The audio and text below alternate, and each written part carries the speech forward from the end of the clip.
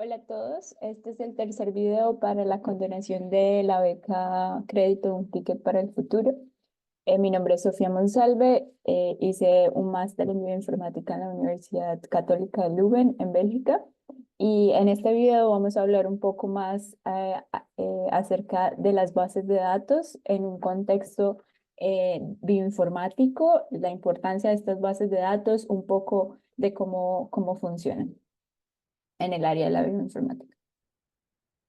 Entonces, las bases de datos son supremamente importantes porque nos permiten compartir datos y básicamente los datos son la piedra fundamental en la bioinformática porque necesitamos un montón, una cantidad significativa para poder hacer un análisis relevante, ya sea analizando modificaciones genéticas, o básicamente analizando largos números de bases en el ADN.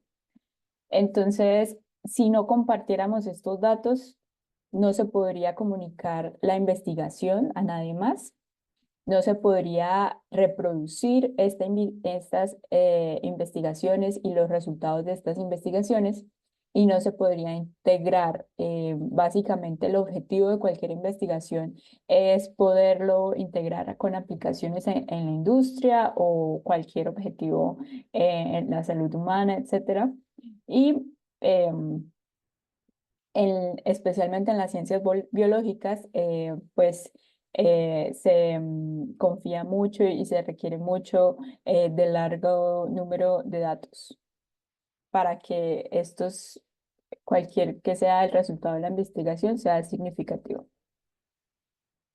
Em, Pero pues no siempre compartir estos datos es fácil, no siempre compartir estos datos tiene un procedimiento que sea lineal.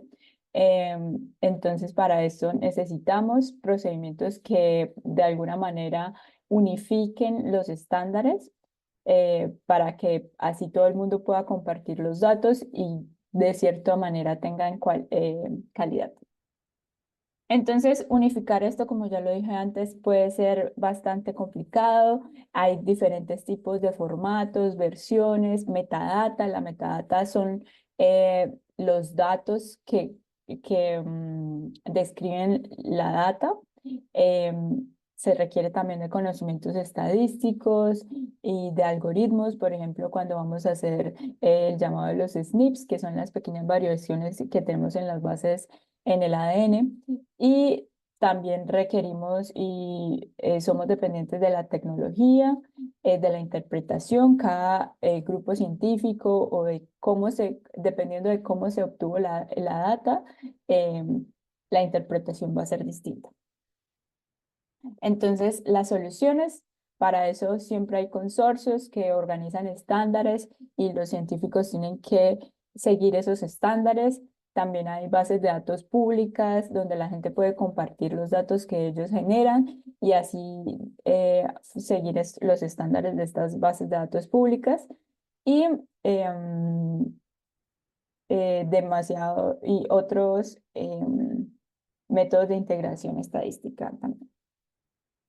Entonces, cuando hablamos de datos en un contexto científico, siempre vamos a hablar de los principios FAIR, que viene de Findable, Accessible, Interoperable and Reusable.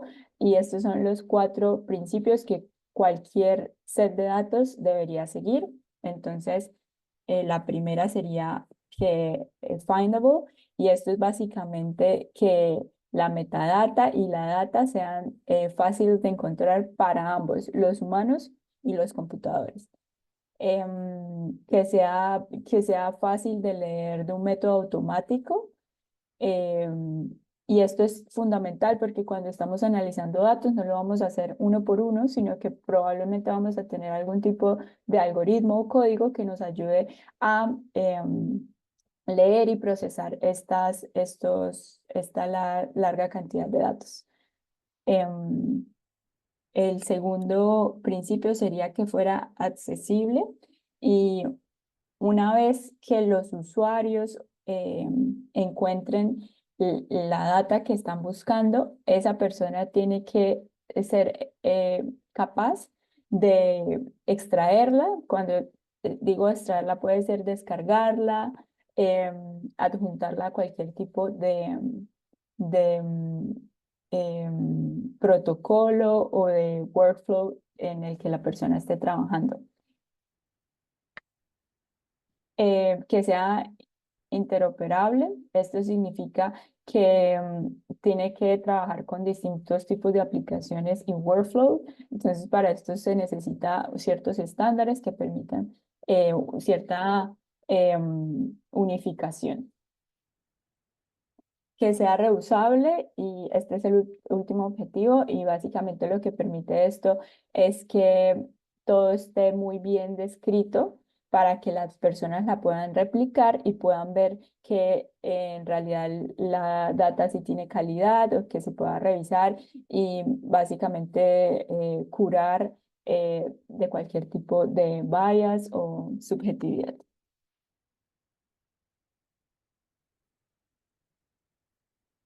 Entonces, cuando queremos hacer que la data sea fair, tenemos que empezar por un framework. em, entonces, tenemos que tener una metadata, especificaciones de cómo debe ser la metadata en el área de investigación que sea. Por ejemplo, algo que se usa mucho son identificadores únicos y esto puede ser un proceso largo que depende mucho de la comunidad científica en las ciencias biológicas. Y una cosa que se usa mucho y es el tema de las ontologías, que es básicamente un diccionario en el que se representan de una manera taxonómica diferentes conceptos, diferentes representaciones de información de una manera esquemática. Esto se usa mucho en el área de bioinformática para poder así crear un diccionario universal de diferentes conceptos biológicos. Y tenemos dos grandes frameworks que son el Resource Description Framework y el Web Ontology Language.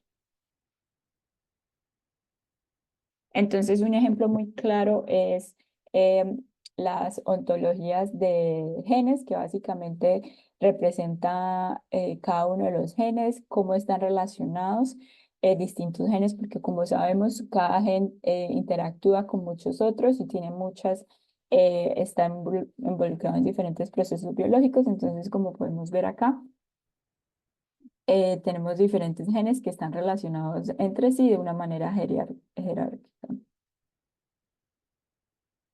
También tenemos el Human Phenotype Ontology, entonces sería una ontología relacionada a todos los diferentes tipos de fenotipos humanos. Y como ya dije antes, lo que va a hacer es que provee un vocabulario estandarizado de cada una de las abnormalidades fenotípicas y diferentes características clínicas que se encuentran en cualquier enfermedad humana. Y así más o menos es como se vería. Entonces tenemos que es básicamente una organización esquemática, entonces tenemos por enfermedades relacionadas a la sangre, diferentes modificaciones clínicas, etcétera. Estas son algunas otras de las ontologías que se usan frecuentemente en el área de las ciencias biológicas. Está la de entidades ecológicas, las de RNA no codificable, diferentes tipos de métodos estadísticos.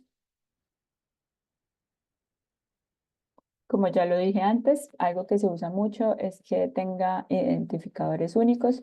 Por ejemplo, el URL, que es el Uniform Resource Locator, y es básicamente la locación web que va a tener este objeto.